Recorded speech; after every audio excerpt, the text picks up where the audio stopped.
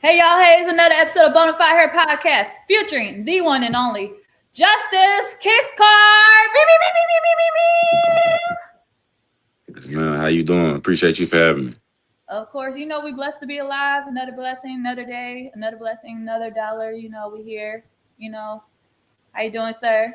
Man, I'm doing good. I can't complain. Like you say, just blessed. Wake up. You know what I'm saying? See another day. Uh, Yeah, definitely excited to be here though. yes, sir. I see you got Durham in the background. I see you got Durham in the background. Oh yeah. You know, it's bullshit over everything. I'm always gonna work where I'm from. I take a lot of pride in it. I know that's right. So let's get it started. So, Justice, can you tell us your sports story to how you got to where you are? Oh yeah, well, I started playing basketball at 3 years old. From Durham, North Carolina. I always had a passion for it. My dad taught me the game of basketball. He was like a city legend. From Durham. Didn't really get a chance to play in college, so he poured everything he had into me. Created an AAU team for me. Started playing AAU about 7 years old, playing up with some guys, a class ahead of me, and just worked hard every day. You know what I'm saying? Like I say, grew up playing AAU. Um, just end up developing my game and playing at a high level. And, that's basically the gist of, how I got started. You know what I'm saying? I just found a passion for it. I played football for a couple years, but I didn't really love football. I really love basketball, everything that come with the game. And it was just every day just working hard, you know what I'm saying, trying to accomplish my dream of, playing in the NBA one day, playing college basketball. So, yeah, most definitely. For sure. And man, first of all, shout out to you because the content you be putting on about the NC hoops history, I'm like, man, come through with it. Because I would say the first content that I saw you did was on Quincy Miller. I was like, that is a 336 legend right there. Oh, So, yeah, most definitely. Yeah, shout out to Quincy Miller. He was somebody I looked up to. His game was incredible, real tall. He was like the first kind of like Kevin Durant type of player, being at that height and being able to handle the ball and, what I'm saying, score at will. And he really did a lot for the culture as far as, him and Deuce Bello, they had like a day in the life. That's mm-hmm. something I wanted so bad. I'm like, man, I can't wait to get to that point and be able to, have a camera follow me around. I thought it was the coolest thing ever, though. But yeah, I just did my content, man, just to tell my story and show love to some guys, what I'm saying, from North Carolina and from Durham, and then, from other places that I just thought was, what I'm saying, elite players and things like that. For sure, because I was like, man, he did one on Casey Hill and Chris Walker. I was like, and I thought I was the only one that paid attention to those, like the Florida Gator players. I was like, Yeah. yeah. So when Yeah, I now thought, Casey Hill was a guy because I played point guard, so I was always looking for guys that I could model my game after. What I'm saying? And he was one of those ones, coming up a couple years older than me. And I just studied his game, man. I took parts of his game, and what I'm saying, that's just what I did with a bunch of other guys that played my same position. for real. So this leads to my question. From Durham, what does it mean to you to, be part of the Durham basketball history, but also, be part of the North Carolina hoop history? And first and foremost, it's the hoop state. North Carolina. There's so many legends that came from here. The list goes on. And being from Durham, I just always took it as having a chip on my shoulder because we definitely got some, what I'm saying, high level talent. We got some guys that have made it, and some, what I'm saying, some young guys that's in the NBA even right now. But we kind of get overlooked, overshadowed by bigger cities like Raleigh and Charlotte and things like that. So I think that just makes us, have a little bit extra dog, a little bit extra grit. And so I just always wanted to be the guy that put on for Durham, no matter where I go, and just shed light and show love to the city that I come from and put us on the map. Do you hope to see more people like actually put the respect on like North Carolina hoopers, especially the hoop state? Because I know a lot of people love to like talk about like the bigger states, but like North Carolina is the hoop state. So Nah, most definitely they gotta put respect on it. I mean, everybody know that. You know what I'm saying? New York is a great state for hoopers. You know what I'm saying? California, Texas, Georgia got some dogs. There's dogs everywhere. But if you tallying it up as far as, what I'm saying, the best in the country, North Carolina gotta be top three, in my opinion. They got to be, if not top three, top five. If somebody's saying that we not top five, then they delusional. big facts, big facts. So my question for you is, from your college experience, what would you say are some of the misconceptions of like the different mid majors as well as division play that you experience? Um, well, I played at every level of college ball. Starting off at University of Pittsburgh, high major, Power Five. Um, my biggest misconception early on was that you got to go to these high level schools to go to the NBA or have a better opportunity to go to the NBA. I knew you could make it out of a mid major or a lower major school, but I felt like, what I'm saying, playing at University of Pittsburgh or, what I'm saying, in the Big Ten, SEC, one of these Power Five schools would give you a better opportunity. But in reality, you just kind of got to go where you're wanted, where you're needed and not wanted. That's something that I learned. You got to go to a school where they absolutely need you on their team, not just a school where, oh yeah, we'll take you, but we're not really going. What I'm saying? Make sure that everything, your opportunity here is probably going to be limited. They're not going to tell you that when they're recruiting you. But just like I say, at those high majors, if you're not like a real 5-star or upperclassman, the chances of you playing right away is probably slim to none, and it really has nothing to do with talent. And at the mid majors, it's definitely a better opportunity, but you just got to go where the fit is right. You know what I'm saying? It really doesn't really matter the level of college basketball that you go to or that you had an opportunity to play at. You just got to go where it's a family environment and where the coaches is going to cherish your talent. For sure. You hit it on the nail with go where you are needed and wanted because, man, that's like saying, go where you are celebrated, not tolerated. Most definitely. That's a fact. Because, and like you said, everybody want to be on that high major, right? But Hmm. sometimes, like, if you are a mid major, like, coming from a mid major myself, like, or even like JUCO, sometimes, there's everybody has a different path, but if somebody's looking at you and like wanting you, regardless of what division or what level it is, like take it as like, hey, they really want you added to the program because they see value in you. So Yeah, no, that's real. And it was tough for me because I started off getting Division 1 scholarships. My first scholarship was Northern Arizona, and then it went to like ECU and ODU, and then my scholarship offers just start rising with the level of college basketball. You know what I'm saying? So it started off low major, mid major, then went up to high major. And it was just difficult for me to make that college decision. I tell people that all the time. That was one of the most difficult um, things that I ever had to do was to pick a school because they kind of all tell you the same thing. And it's like a used car salesman. I use that analogy a lot. Like, what I'm saying? There might be 10 cars right here. They all look nice on the outside. You know what I'm saying? The car salesman is telling you everything is great about each of these cars, and you don't know what's wrong with them until you drive off the lot. Or with college basketball, you don't know what's wrong with that school until you actually sign that letter of intent and get on campus your first day.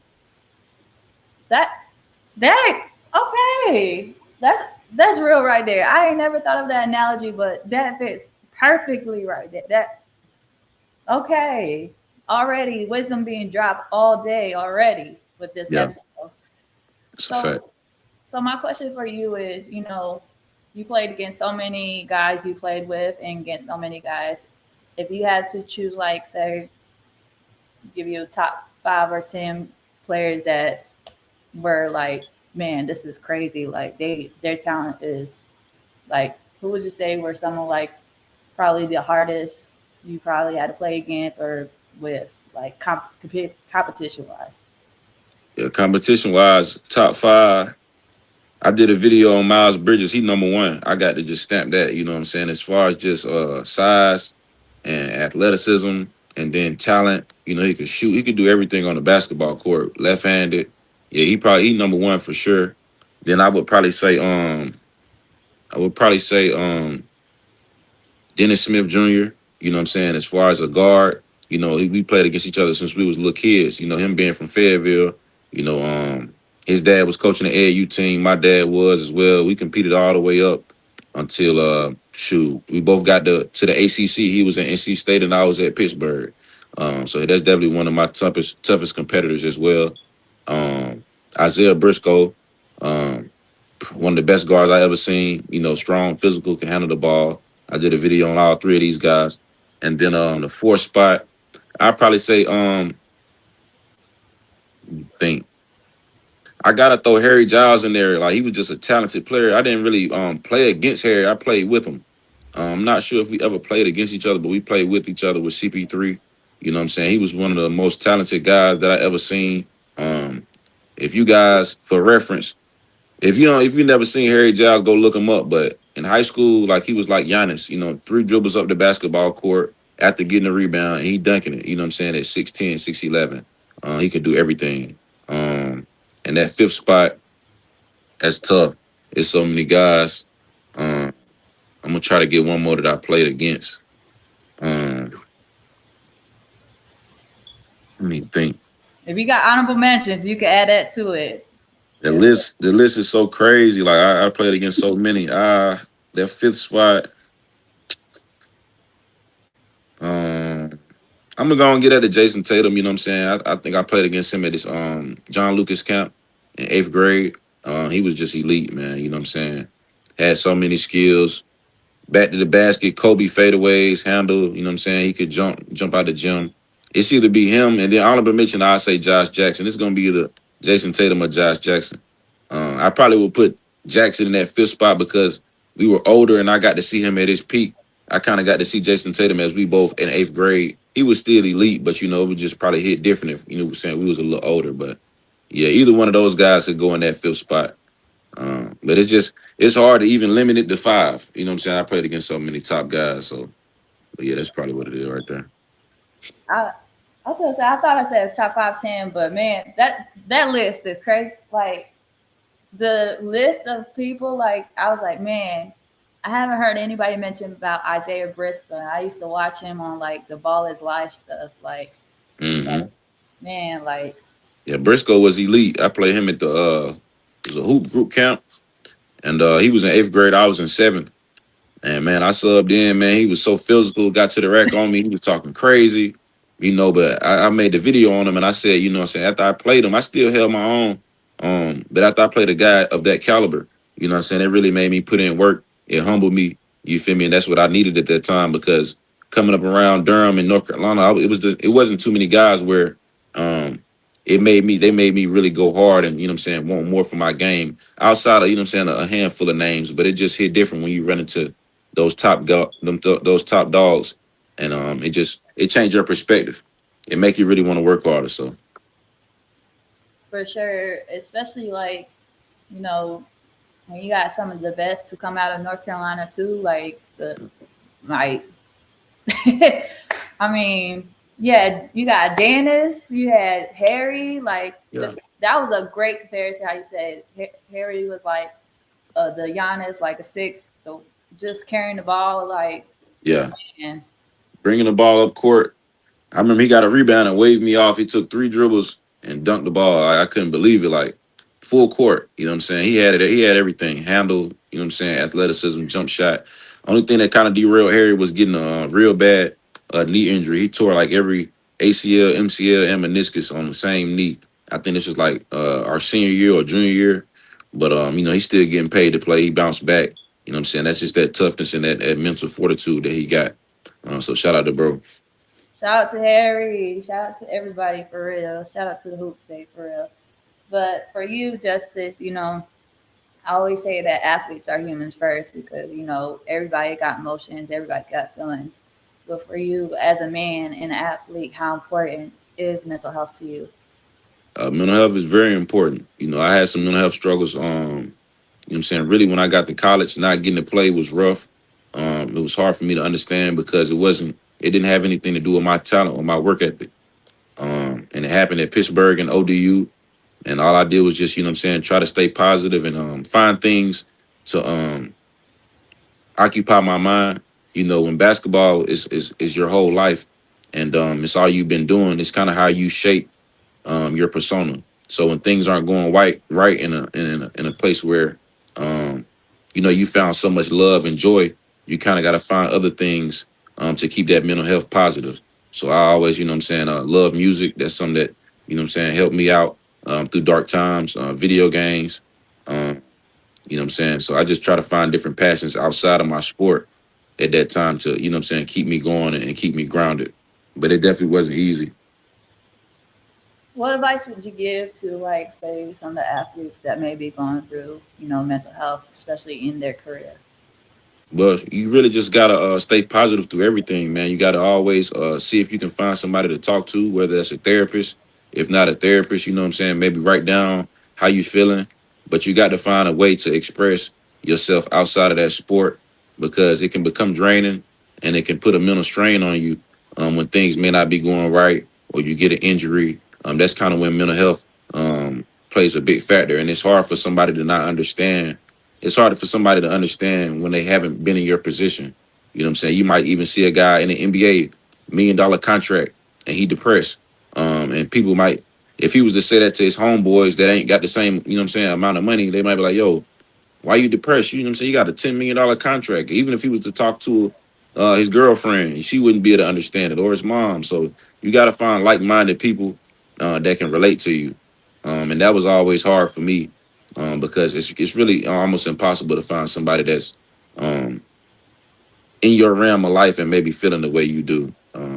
Because if people look at you like you got everything made, even when you playing college ball or in NBA or NFL. So Man, you hit that on the nail about that for real, because you know everything that's gold ain't gonna glitter. Like, what's it yeah, called? You know, everybody thinks that, like, yeah, you could have $10 million and you're satisfied, but money can't fix that. Like, what's really good for you mentally, or what's, like, what makes you bring joy. Because at the end of the day, the ball is gonna stop, dribbling and everything. So it's like you got to do what's best for you and your well being.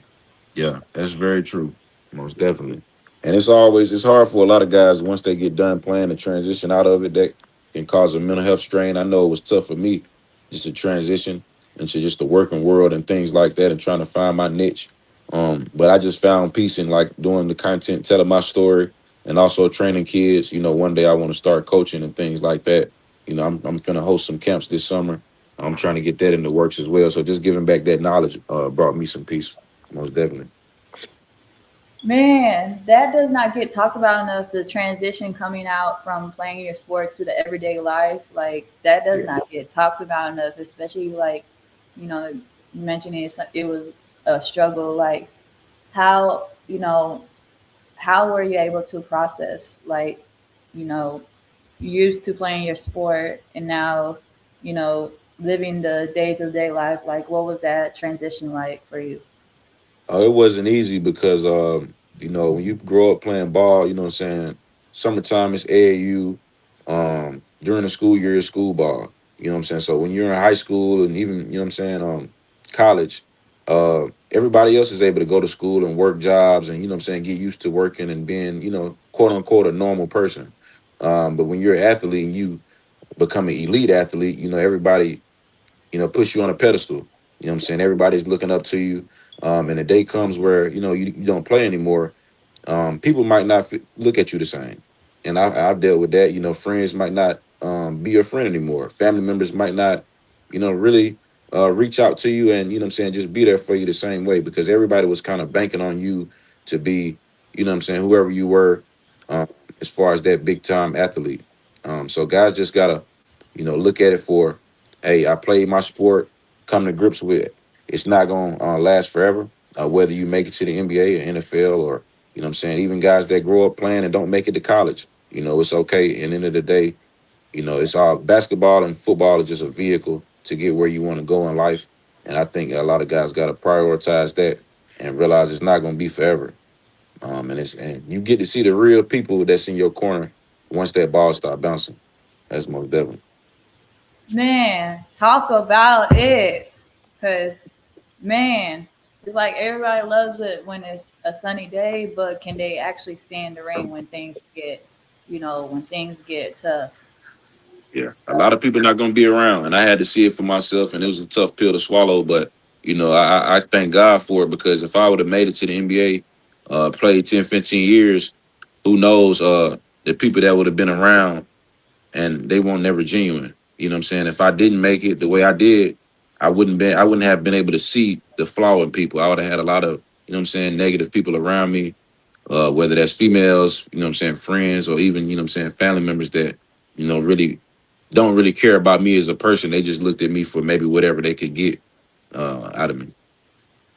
For sure. So my question for you is, I definitely see you as an advocate for women's sports, especially since you know the support is real. Like you Hmm. came through and supported. What inspires you to advocate for women's sports? Oh, well, I always been a fan of women's sports. You know what I'm saying? It's funny because I'm gonna start doing some more videos on the ladies. I got a homegirl named Lily. She played ball at South Carolina, and she was the first person to like make me realize like, oh nah, girls can hoop too. Shout out to her. But we was playing 1-on-1 in my backyard, and I remember like, I heard about you. I heard you nice. You know what I'm saying? Let's hoop. So I think I had the ball. I'm about to shoot the ball, pull up. I'm going real half, you know what I'm saying, lackadaisical. I ain't really taking her serious. And she ends up blocking my shot. And I said, oh, no, I got to take you serious. And we played, you know what I'm saying? She was real elite. And I just, from that day forward, I'm like, I'll never sleep on a female athlete, you know what I'm saying? But I always like, you know what I'm saying? One of my favorite female athletes is like Skylar Diggins. I loved her game. She was a real elite point guard. And I have a daughter, so one day if she wants to play, I would love that. I would love to see it. She's expressed that she want to, but we'll just see how it go. But I just like how the WNBA is becoming more talked about. They showing the ladies more love and things like that. Angel Reese, Caitlin Clark, they kind of had a great impact on shedding more light on the sport. So I think they definitely need to start paying the ladies more and showing y'all some more love for sure.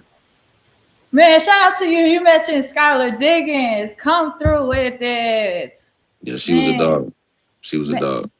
man, especially for Notre Dame, like she had I remember every girl wanted to be like her, especially with the headband, the tie headband.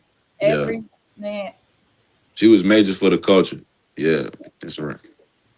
man, and the fact that the fact that on graduation day that Jay Z gave her a car and signed her to Rock Nation Sports on graduation, like if you got Jay Z signing for you, and then you had Drake at the time just talking about you in songs or something, I was like, you had a there was some type of aura for you.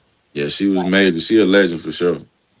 man, I remember you did oh, speaking of legend, I remember you did one on John Wall because come on Hmm. now. So I think, do you think the NIL, if the NIL would have happened, do you think some of these players that we had named would have been making bank and making money? Oh yeah, most definitely. Like somebody like John Walsh, it's no telling. He probably would have been a millionaire in high school. You know what I'm saying? Dennis Smith as well. All the guys that I named would have been getting a major bag, and I'm pretty sure myself I would have been getting a bag as well. So I look back at all my scholarships. Even my top five: University of Pittsburgh, Creighton, Providence, Memphis, TCU. Every school on that list probably would have been offering six figures or better. You know what I'm saying? And it's crazy. The bag that these young boys is getting, I'm happy to see it. But it's like, man, we just missed it.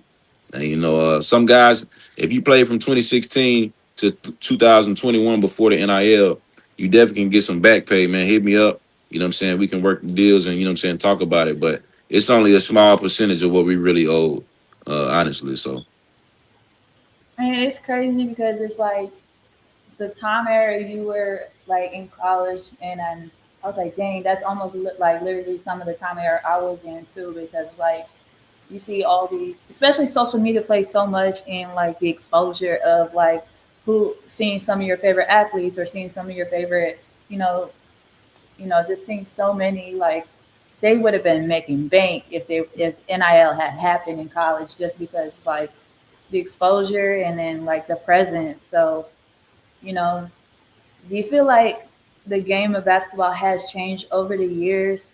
You know, from where we were in basketball, do you think it has changed over the years for the better or for like kind of like it's it's still kind of growing in ways? I think it's changed for the better. Because it's just good to see a game evolve. I think when I was coming up, the 3-point shot wasn't as prevalent. Obviously, Steph Curry had a big hand in changing that. With the amount of shots that he's able to make from the 3-point line and the distance he's able to shoot from, it's changed the game forever. Um, and also just certain guys like Kevin Durant with his size. Um, who else? Like Giannis with his size, LeBron as well. And then Wemby comes through. Guys like Wemby and Jokic, and they so tall and can handle the ball like guards, and they're really almost like point centers, and they can shoot the ball and move. So it's like 1 through 5, you got to be able to dribble and shoot now.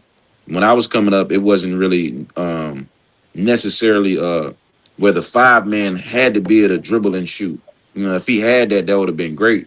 But it wasn't like a necessity. Now, like I say, 1 through 5, point guard, shooting guard, small forward, power forward, center. Everybody has to be able to shoot. Everybody has to be able to, dribble and space the floor. So I think it's good because from a skill standpoint. But I definitely missed the days where, the 5 man was just a Shaq and he was a bruiser. You know what I'm saying? Somebody I think of in my generation, um, great 5 man was like Jared Allen, somebody else I played against. I love his game. He a great rebounder, real physical, back to the basket type of player. But I think the game is missing that real 5 man. I miss those days of like seeing Kobe throw the ball in the Shaq, even though I hated those guys because I'm an Allen Iverson fan. But you know what I'm saying? Just seeing Shaq go to work down there and dominate, I miss those days for sure. I just remember you did a whole video about Allen Iverson and Curry. I was like, hey, shout out to you because a lot of people don't remember or understand how impactful Allen Iverson was during that time. What was Man. it? What was it about Allen Iverson that just really inspired you?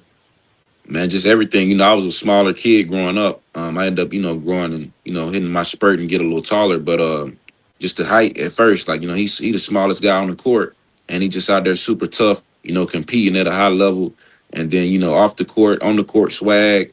The arm sleeve, everything. Like what I'm saying, just the way he approached the game and the swag that he brought on the court and off the court was unmatched. That's why I got all these tattoos to this day.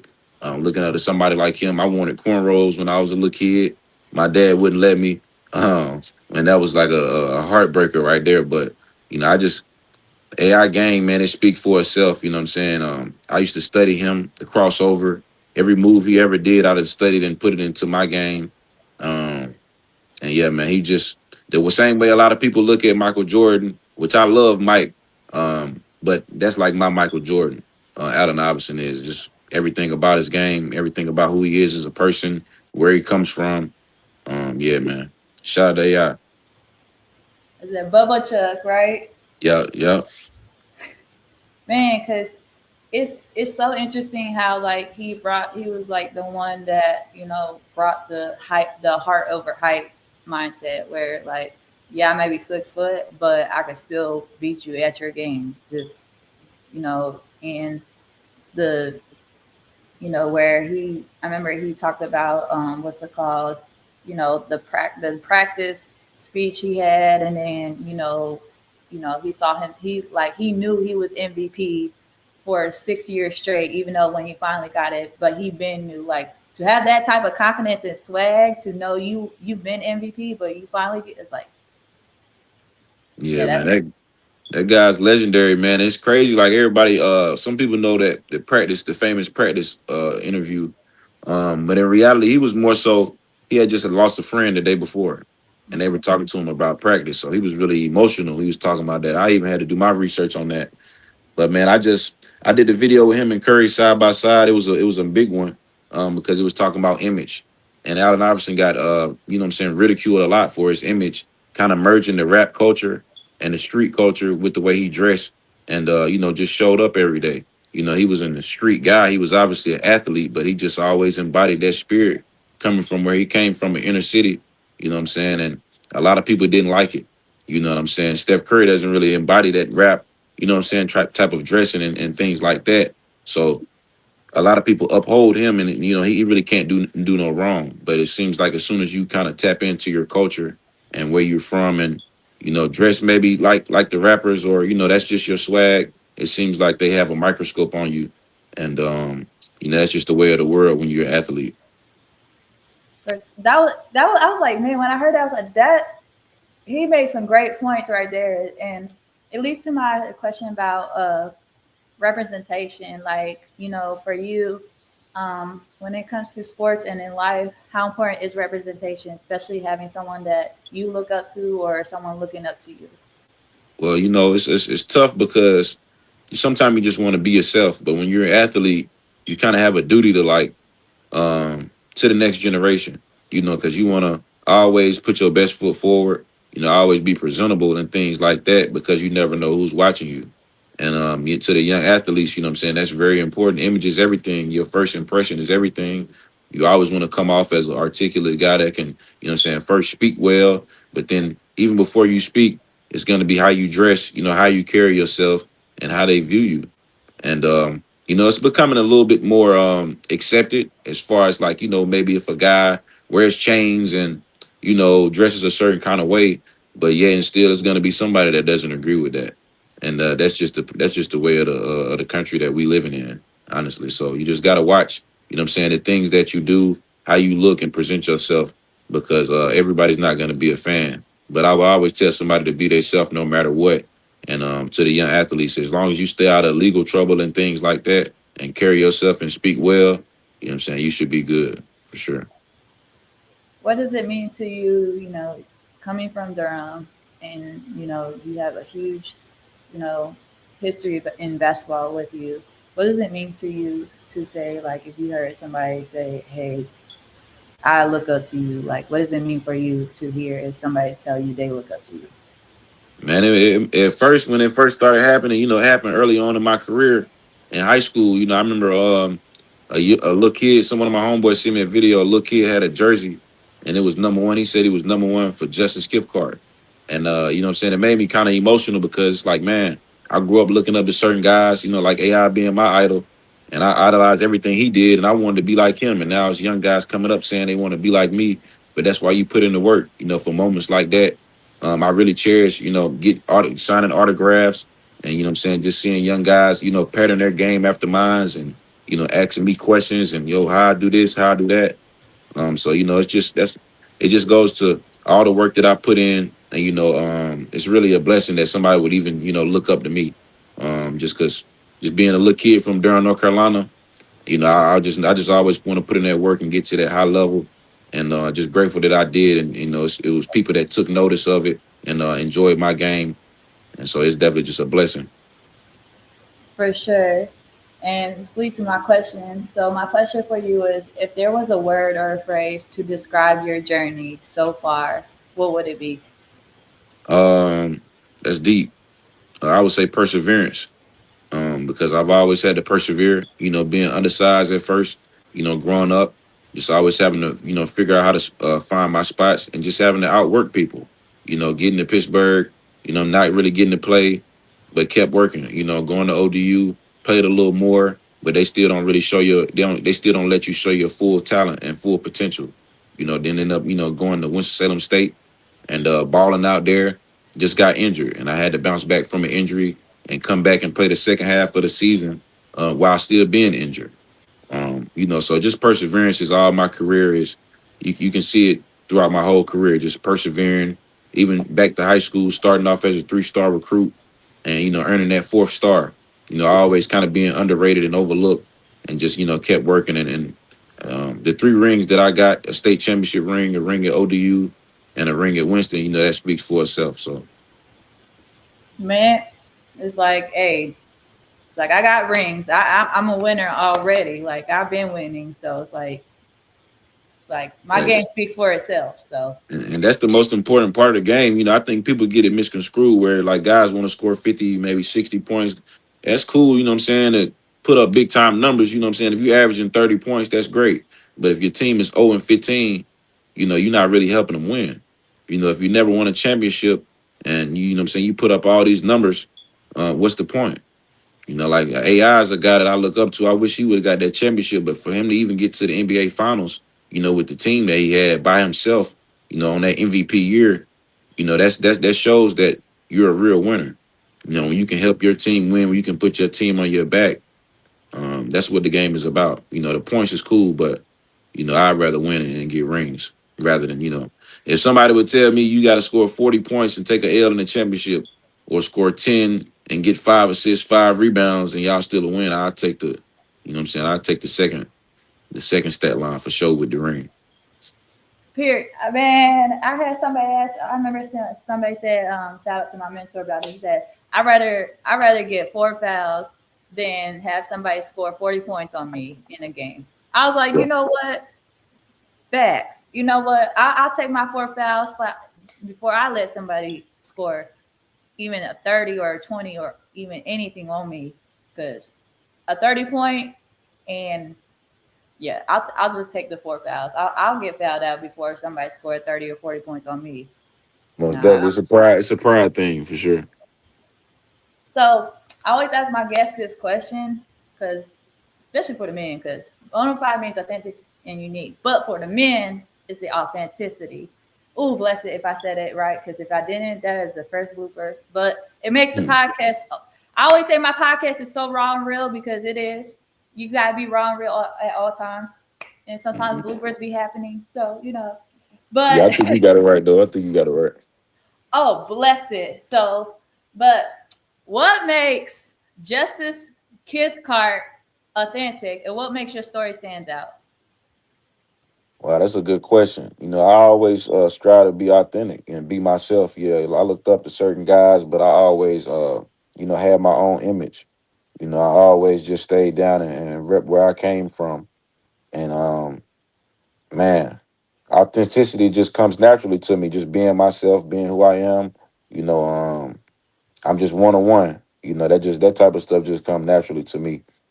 So it would just wake up. That's just what it is. Like some people got to try to put up a front and things like that. It was just I wake up, be myself, and then that's just how I go. It's just something that come natural. Man, you better let them know. Say it louder for the folks in the back now, because Uh, man, you better let them know, because you know it's like why you gotta. It's like sometimes it's like why you have to try to be so hard to be somebody that you ain't. Like, yeah, just I think, can we like normalize being ourselves without having to like, just having to feel like we have to fit in?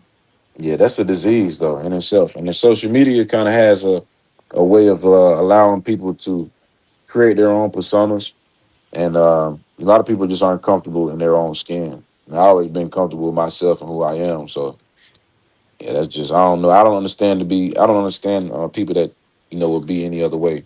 So Hey, real recognize real, right? So, that's so that's a Justice, fact. can you let the folks know how where they can find you and follow you? If any upcoming events happening for you?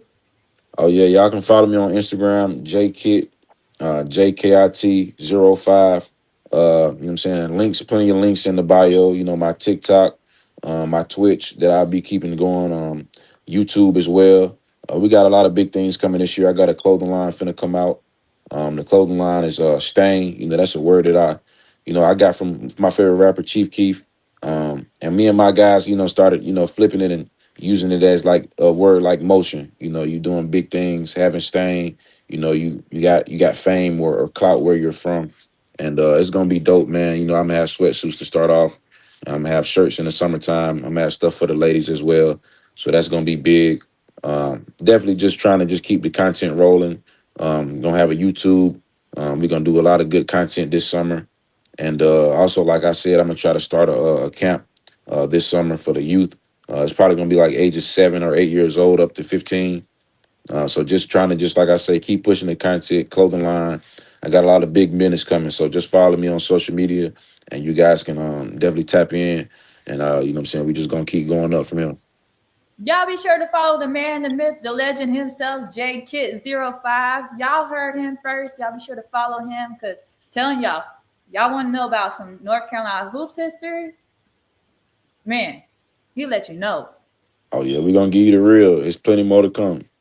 You let them know. So, big shout out to Justice Kithcart for coming on the podcast to share your story. Big shout out to all the people that have tuned in for Bonafide Her podcast, episode 204. Y'all big thank you guys. And big sure to check out the live replay of Bonafide Her podcast, episode 204, featuring Justice Kithcart after this. Thank you guys for tuning in. Peace.